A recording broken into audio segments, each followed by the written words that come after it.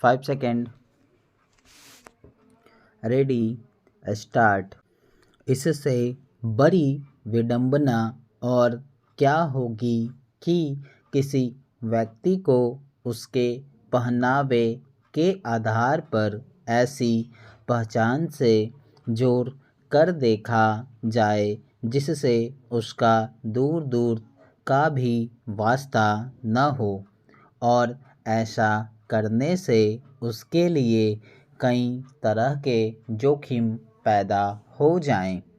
खबरों के मुताबिक पश्चिम बंगाल में संदेशखाली मामले को लेकर चल रहे विरोध प्रदर्शन के दौरान भाजपा के एक नेता ने वहां मौजूद एक वरिष्ठ पुलिस अधिकारी को सिर्फ इसलिए खालिस्तानी कह दिया कि उसके सिर पर सिख धर्म की पहचान वाली पगड़ी बंधी थी। स्वाभाविक ही भारतीय पुलिस सेवा के उस अधिकारी ने इस पर आपत्ति जाहिर की कि उस पर कोई धार्मिक टिप्पणी कैसे की जा सकती है और उसकी वेशभूषा की वजह से खालिस्तानी की पहचान से कैसे जोड़ा जा सकता है। यह संभव है कि प्रदर्शनकारियों को पुलिस के रवैये या काम करने के तरीके से शिकायत हो, लेकिन इसके खिलाफ लोकतांत्रिक तरीके से विरोध जताने और उचित मंच पर शिकायत दर्ज कराने के बजाय वैसी पहचान को लक्ष्य करके टिप्पणी करना बिल्कुल गलत है, जिसे एक अलगाववादी समूह के तौर पर देखा जाता हो और उसके बारे में लोगों की राय सकारात्मक नहीं हो। पिछले कुछ समय से किसी को पहनावे के आधार पर नाहक की चिन्हित करने की धारणा पल बढ़ रही है। किसान आंदोलन में शामिल पंजाब के लोगों के बारे में भी पूर्वाग्रहों से भरी टिप्पणियां करने की खबरें आई थी।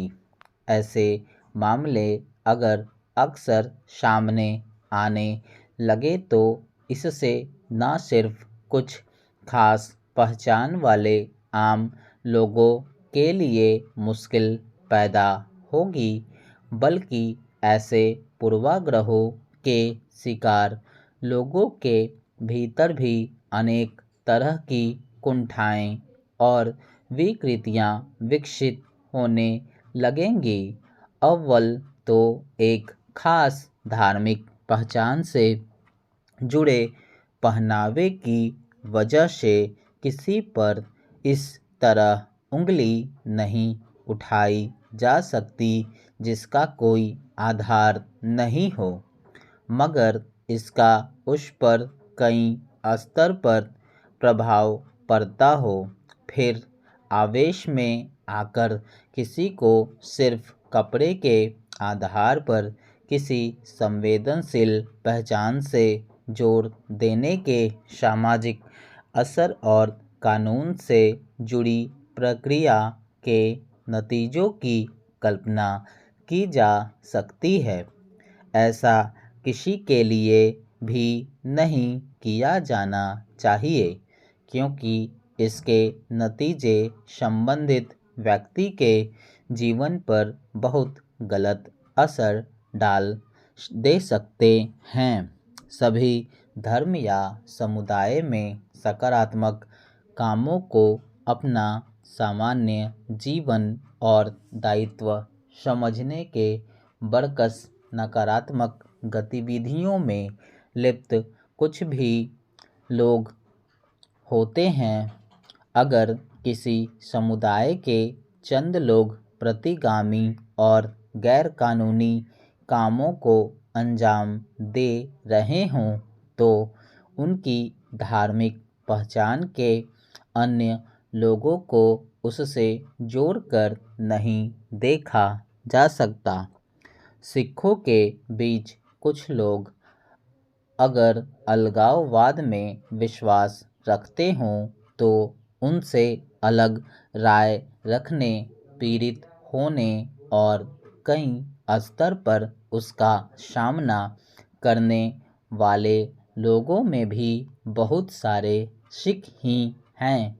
पश्चिम बंगाल में जिस अधिकारी को लक्षित करके टिप्पणी की गई, वह आधिकारिक रूप से देश के कानूनों को लागू करने की ड्यूटी पर तैनात था।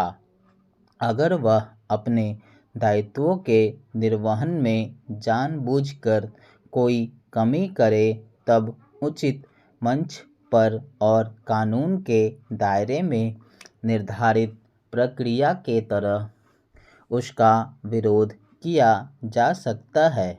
मगर हैरानी की बात है कि ऐसी टिप्पणियों की गंभीरता और संवेदनशीलता को समझे बिना कोई लोग हल्के तरीके से ऐसा बोल जाते हैं, जिससे किसी के लिए जटिल हालात पैदा हो सकते हैं। स्टॉप।